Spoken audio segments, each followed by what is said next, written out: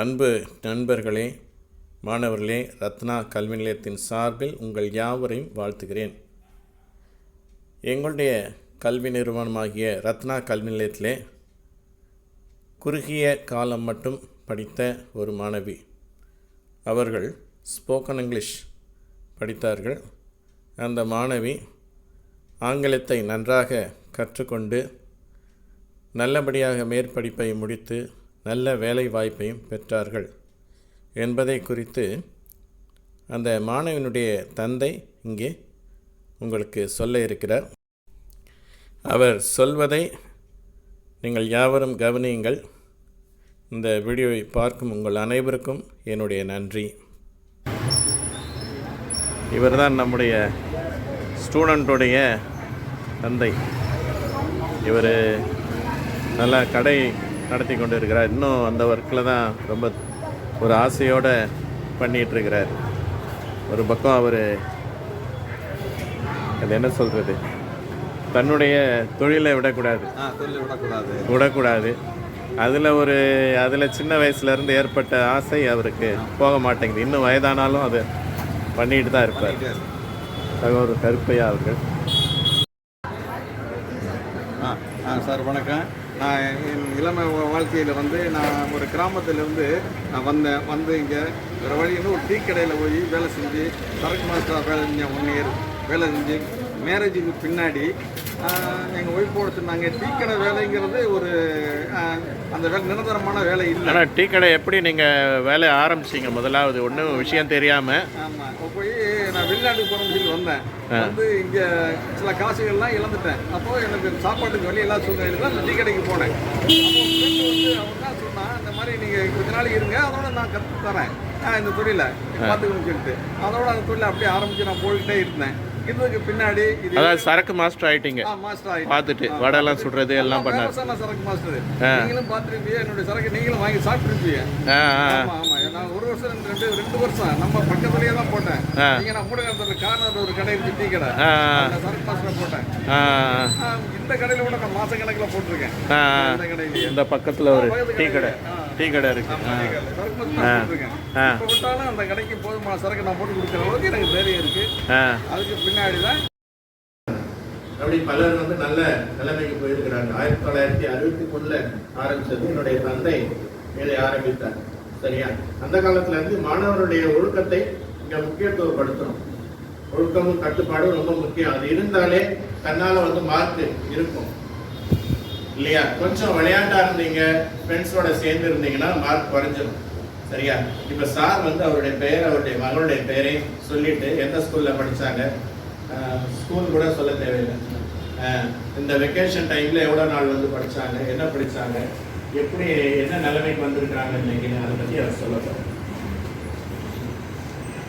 மாணவ செல்வங்களே, எல்லாருக்கும் என் பொண்ணு ஒரு சாதாரண ஏழை குடும்பத்தில் பிறந்தவங்க. என் பேர் கருப்பையா பேரு, பொண்ணு பேர் தீபிகா. நல்லா தமிழ் நல்லா படிக்கேன், இங்கிலீஷ் வராது. பிஎஸ்சி அக்ரி தான் படிக்கணும் அப்படிங்கிற ஒரே வைராக்கியமாக இருந்து நான் அந்த காலேஜில் நிற்க கோயம்புத்தூரில் சேர்த்து விட்டேன். படித்தா இங்கிலீஷ் சரியாக வரல. மற்ற படங்கள் நல்லா படிக்க, இங்கிலீஷ் வரல. அப்போ இப்போ வரானா எங்கிட்ட ரொம்ப கண்கலங்கி அழுது, எனக்கு இங்கிலீஷ் வரலையாப்பா, நான் என்ன செய்யறேன்னு சொல்லிட்டு, வாமா பக்கத்தில் ரத்னா ஸ்கூல் இருக்குது, அங்கே நான் சேர்த்து விட்றேன், நீ படிக்க சேர்த்து விட்டேன். கொஞ்ச நாள் படித்ததுக்குள்ள இங்கிலீஷ் நல்லா வாசிக்கிற அளவுக்கு நல்லா திறமையாக வந்துருச்சு. அப்போ ஸ்கூல்லையே நல்ல மார்க் வாங்கி காலேஜில் அக்ரிகல்ச்சர் காலேஜில் போய் நல்லா மார்க் வாங்கி படித்து முடிச்சுட்டு வெளியே வந்துச்சு.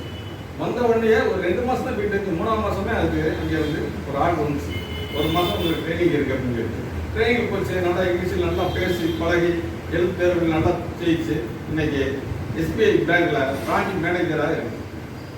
எதிர்காலத்தில் நல்லா இருக்குது. சாதாரண நீங்களும் இந்த மாதிரி நல்லா படிக்கணும், எதிர்காலத்தில் முன்னேறி வரணும் அப்படிங்கிற எண்ணத்தோட படிங்க.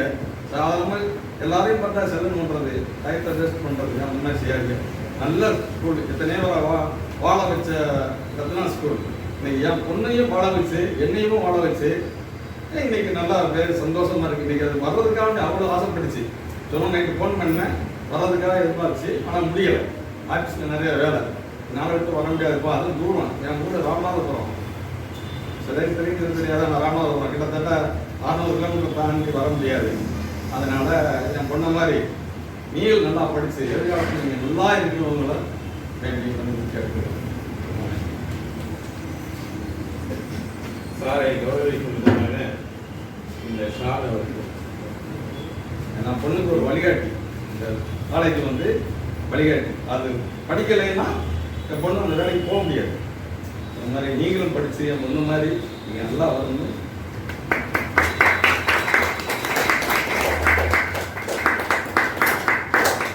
இது வந்து எங்களுக்கு கிடைச்ச கௌரவம். இவரை கௌரவப்படுத்துறது வந்து எங்களுக்கு கிடைச்ச கௌரவம். காரணம் இவருடைய மகள். சரியா? இவருக்கு ஒரு எனக்கு என்ன பொருள் இவருக்கு கிஃப்ட் வாங்குறதுன்னு தெரியல, எது அவருக்கு தேவையோ அதனால அதை வாங்கிக்கிட்டோம் அப்படின்னு சொல்லிட்டு இந்த சின்ன அன்பளிப்பு நான் மகளுக்கு கூட நீங்க வாங்கி கொடுக்கலாம். சரியா? நன்றி. நான் போய் எலக்ட்ரிக்கல் அண்ட் எலக்ட்ரானிக் கற்றுக்கணும்னு அங்கேயே படித்தேன். 1 இயர் படிச்சுட்டு அதுக்கப்புறம் நான் சொந்தமாகவே கடை வச்சேன். என் கடைக்கு அங்கேயே இருந்து வந்து என் கடைக்கு ஓப்பன் பண்ணி வச்சாங்க கடைக்கு. அவங்க நல்லா நம்பிக்கை கொடுத்துக்கிட்டாங்க. ரொம்ப ஆர்வத்தோடு நான் கற்றுக்கிட்டு இந்த தொழில் எனக்கு எவ்வளோ வேலை வந்தாலும் விடாமுயற்சியில் நான் செய்யக்கூடிய அளவுக்கு எனக்கு ஆர்வமும் திறமையும் இருக்குது. எனக்கு எந்த வேலையும் எந்த குறையும் வைக்காமல் motor, fan, mixie, grinder and எல்லா வீட்டு வயரிங் ஃபுல் அனைத்தும் எனக்கு இன்ட்ரெஸ்டான தொழில். அதுன்றது நான் நீங்கள் அதாவது இப்போ மேட்டுத்தெருவில் இருக்கீங்க, சென்னை 1 மேட்டுத்தெருவில் கடை வச்சுருக்கீங்க. கடை வச்சு இங்கே இருக்கேன். இந்த வருமானத்தை வச்ச என் ஒரு பொண்ணை பிஎஸ்சி நர்சிங் படிக்க வச்சு வேலை செய்கிறாங்க. பொண்ணு 2வது பொண்ணு பிஎஸ்சி அக்ரி படித்து தீபிகா வேலை செய்யுது. 3வது பையன் எலக்ட்ரிக்கல் எலக்ட்ரானிக் டிப்ளமோ மெக்கானிக் படித்து இப்போ ராயல் இன்ஸ்டியூட்டில் வந்து அவனும் வேலை செஞ்சுக்கிட்டு இருக்கேன். நானும் இந்த தொழில் வேலை செஞ்சு நான் நல்லா இருக்கேன். வளர்ச்சியில் எனக்கு உறுதுணையாக இருந்த மிக மிக முக்கியமானது ரத்னா கல்வி நிலையம்.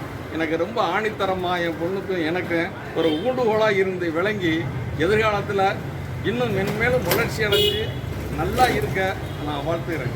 சரி, இவருடைய வாழ்க்கையில் வந்து கைத்தொழில் எந்த அளவுக்கு ஒன்றும் இல்லாதவருக்கும் உதவி செய்யும், சாப்பாட்டுக்கு வழி இல்லாதவருக்கும் கைத்தொழில் முன்னேற்றிடும்னு அது ஒரு கைத்தொழிலுக்கு ஒரு எடுத்துக்காட்டு.